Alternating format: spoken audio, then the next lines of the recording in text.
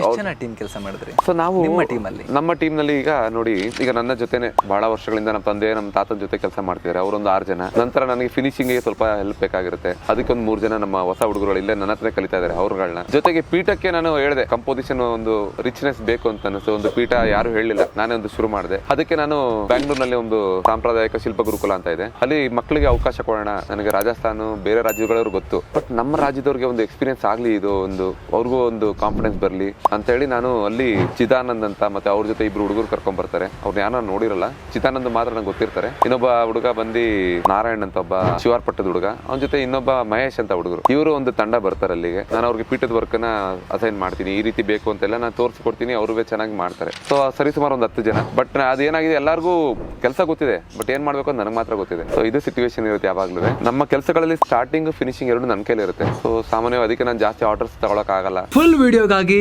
Related link click ಮಾಡಿ.